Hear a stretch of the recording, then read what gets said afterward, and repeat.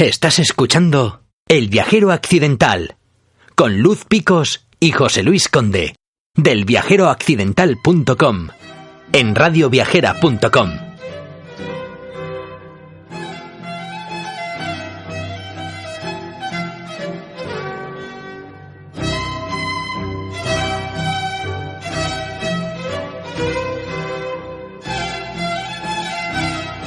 Una semana más, como ya sabéis por la música, llega el momento de Turistas con Puñetas.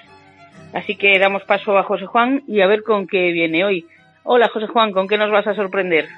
Hola, pues comenzamos con una pregunta. ¿Por qué viajamos?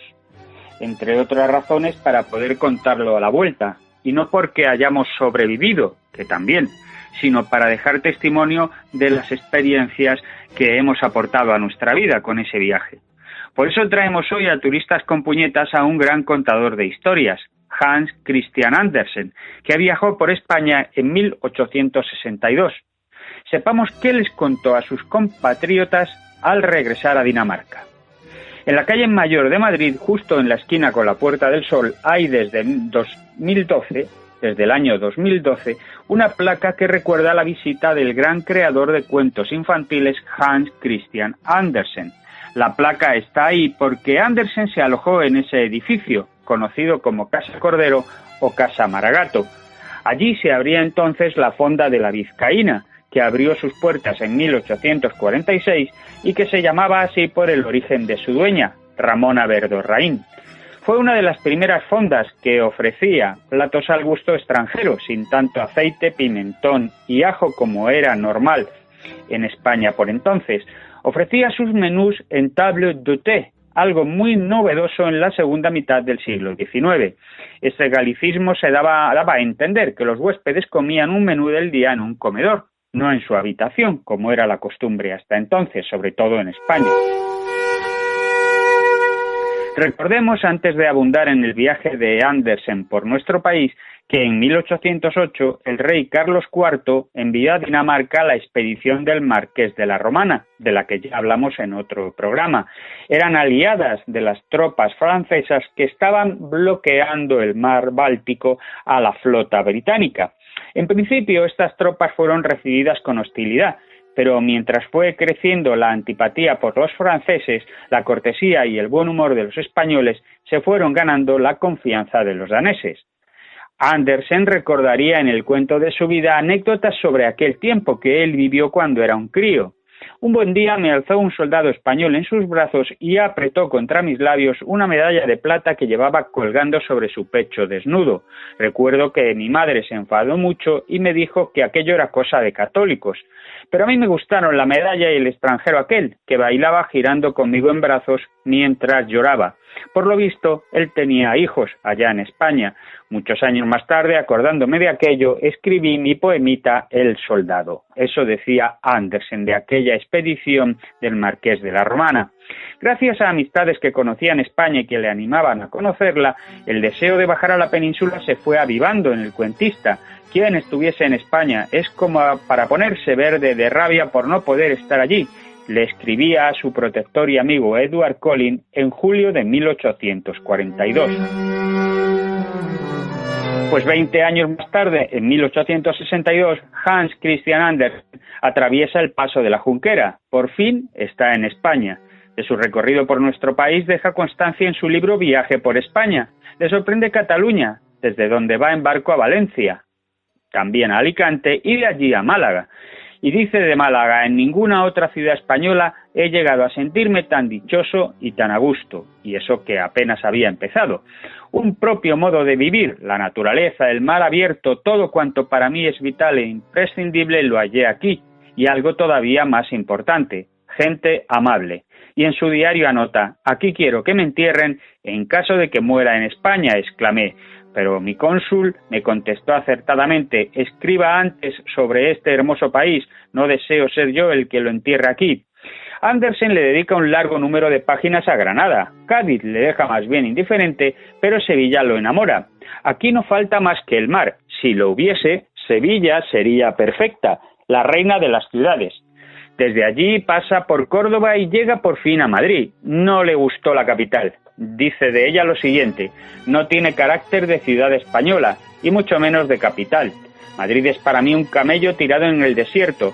Yo tomé asiento en una de sus jivas y oteé los alrededores, pero me sentía incómodamente sentado y el asiento salía muy caro. El clima de Madrid no fue del gusto del viajero nórdico. Soplaba un viento que yo mismo, que procedo de uno de los puntos cardinales del viento, el del norte, encontré diabólico, y cita un dicho español: el aire de Madrid es tan sutil que mata a un hombre y no apaga un candil. El afamado escritor, homenajeado en París, Londres o Roma, pasó inadvertido en la capital, más si tenemos en cuenta que sus libros no habían sido traducidos al español. A la cena que organizó en su honor el embajador de Suecia apenas asistieron unos cuantos pulumillas que ni siquiera lo tuvieron en cuenta. Nadie me conoce ni desea hacerlo, escribió con tristeza. De Madrid al final solo apreciaba el Museo del Prado. Una sorprendente joya tiene a pesar de todo Madrid, única en su clase. La Galería de Arte, una perla, tesoro digno de verse. Merece la pena venir a Madrid solo por eso. También le gustó la Puerta del Sol, donde al fin y al cabo vivía. Hay en Madrid dos plazas más dignas de mención, dice, cada una con su peculiaridad. La más bonita es la Plaza de Oriente, frondosa y amplia, frente al Palacio Real.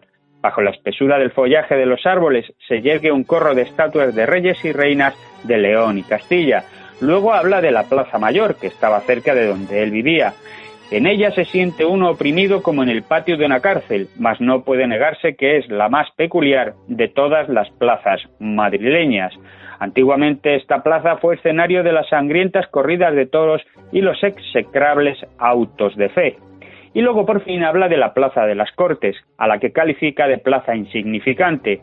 Para el forastero no tiene esa plaza más mérito que un monumento que en sí carece de grandeza, mas oyendo su nombre, al momento nos detenemos embargados por un sentimiento de agradecimiento y de dicha. La estatua que tenemos ante nosotros caminó en carne y hueso un día por la tierra, fue un rey del ingenio cuyas obras iluminaron todo el orbe. Su memoria es una bendición. Hablaba, claro está, de la estatua a Miguel de Cervantes. Y el capítulo que Andersen dedica a Madrid concluye así: mi intención había sido pasar las Navidades aquí y quedarme hasta entrado el nuevo año, pero a pesar de que paulatinamente fui conociendo a más y más personas interesantes y de la benevolencia que se me demostró, y a pesar de tener la ópera, el museo y corridas de toros todos los domingos, si quería, no soportaba la idea de quedarme aquí más de 3 semanas. El clima es inaguantable, nieve, lluvia y ventisca. Peor tiempo no lo hace en el norte en esta época del año. Y si por casualidad algún día la atmósfera estaba pura y despejada, el viento era tan cortante, tan seco, que tenía uno la impresión de estar secándose como una momia. Andersen también visitó Toledo, un lugar que de extraño modo despertó mi simpatía, y de regreso a Dinamarca pasa por Burgos. ¿Era esto estar en España?, pensé. ¿Era esto estar en un país caliente? En cambio, San Sebastián lo fascina. Nadie nos había mencionado esta ciudad de modo especial, ni se nos había dicho que mereciese la pena de una visita larga, la cual sin duda merece. Es una ciudad genuinamente española, con un paisaje maravilloso. En general, y ya como conclusión, la opinión de Andersen sobre España fue muy buena. Volví de tan buen humor como al regresar de una fiesta en la que me había sentido feliz y me lo había pasado estupendamente. El mapa nos muestra a España como la cabeza de Doña Europa. Yo vi su preciosa cara y no la olvidaré nunca. Buena impresión se llevó. Nos gustan los cuentos y las historias como tú nos las cuentas. Así que te emplazamos ya para dentro de 7 días en nuestros turistas con puñetas, José Juan. Bueno, en este caso la ha contado Andersen. Yo antes de terminar sí quería consignar aquí una fe de ratas.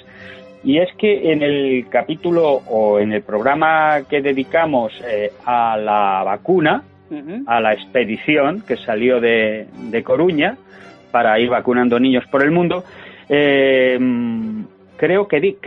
estoy completamente seguro de que usé el pretérito imperfecto de subjuntivo en la tercera persona del singular del verbo contraer y dije, lo sé porque revisando el podcast lo oí y dije contrayera. Pues no, es contrajera. Seguro que nuestros oyentes, gente de mundo y cultivada, se dieron cuenta y les pido disculpas. Pues aquí dejamos constancia. Muy bien, José Juan, pues te deseamos feliz semana y quedamos dentro de 7 días. Igualmente, nos oímos.